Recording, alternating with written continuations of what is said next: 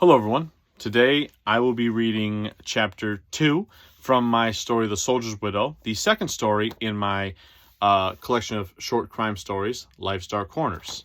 So, let's begin. Chapter 2. Good afternoon, Ma, Robert greeted cheerfully right before giving Janine a warm hug.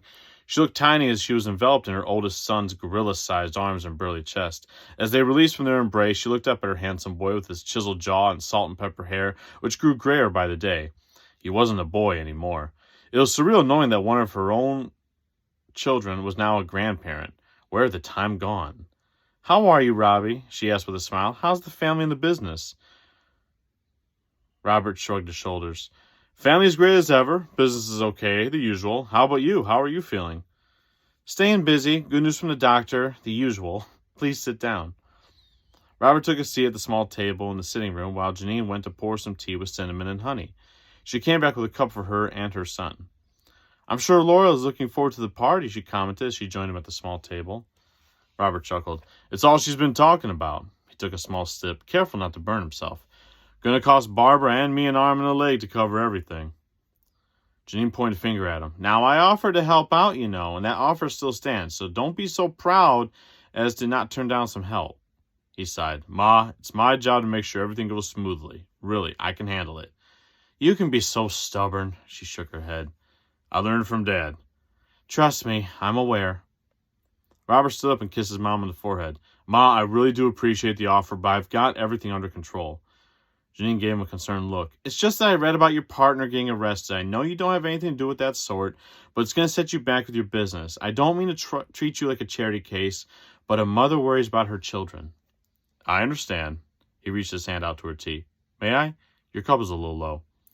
She handed him her cup, which he promptly refilled. When Robert returned, they talked about more pleasant matters than his business troubles. After about a half hour, he said he had to leave to run to the laundromat because the washer at home was broke. Janine kissed her oldest child on the cheek and watched him as he left.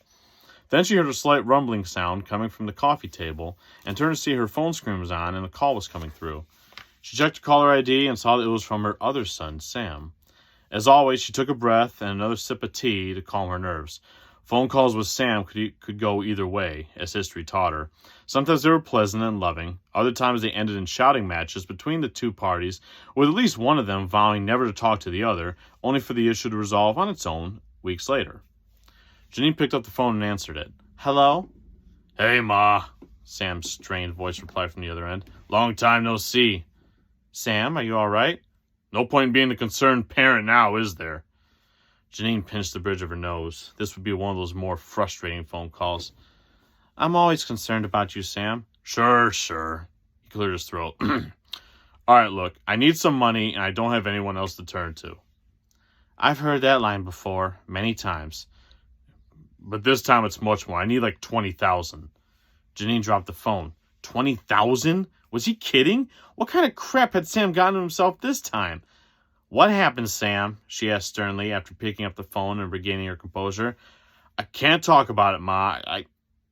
I caught a case."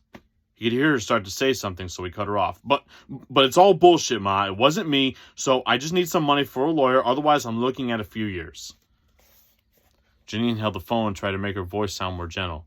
"Sam, the last time you got clean, we promised that I wouldn't give you any more money so you wouldn't be tempted. I can't go back on that now." "Ma, I'm telling the truth." Sam's voice started sounding more desperate. "I'm not using any more. I just need help this one time." Janine fought back tears. "Right, one time, until the next time. You have to get yourself out of this one on your own, Sam." "You fucking bitch!" Sam began screaming. "You can't just block me out and focus on your two golden children. I'll make you fucking pay." "Goodbye, Sam." Janine hung the phone up before Sam could rebut with more cursing and ranting.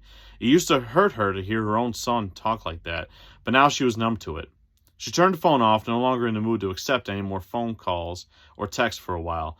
When these sort of conversations with Sam occurred, Janine found solace in tidying up her house. So she found her duster and decided to hit some of the not-so-usual spots around the house that needed some touching up. Then she thought to herself that it had been a while since she dusted Warren's gun cabinet. She made her way to the old den that Warren used. It was filled with his war memorabilia and books.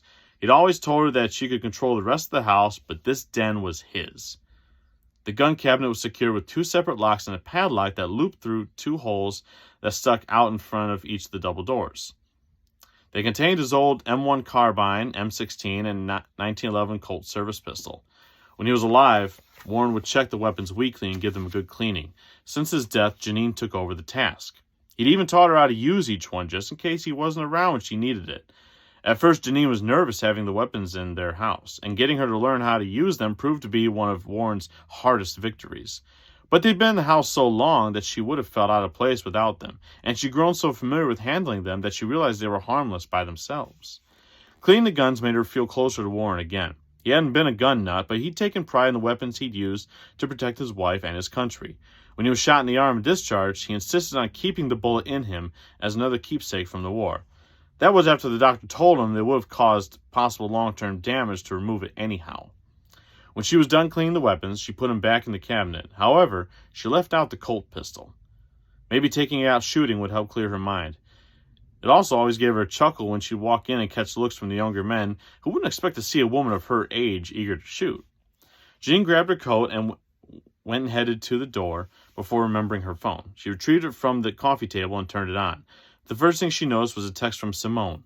"Hi, Mom. Just wanted to see how you were doing, and we can't wait to see you for Laura's birthday. Don't forget to bring a pie. You know how Lawrence always loves your famous desserts. See you then, smooches." The text was followed up by a second one, this one also from Simone. "Also, I had a great idea for a clothing line and would gladly bring you in as a partner if you'd like, but it'll cost a little up front. We'll talk about it later." Of course, Janine thought to herself. She loved her daughter as much as anyone, but Simone was always getting obsessed with some sort of harebrained idea after another. Someday she was going to have to choose something and stick with it. Maybe at the party, Janine would be able to talk some sense into that girl. For now, she went to the kitchen and started on that cherry pie for Todd. This concludes the ending of chapter 2. If you are interested in checking out more of the book, you can always look up to the previous videos and see my reading of the first story, which was Shallow Seeds. And if you feel interested, you want to pick up a copy of the book yourself, they are available on Amazon for paperback, Kindle, and Kindle Unlimited.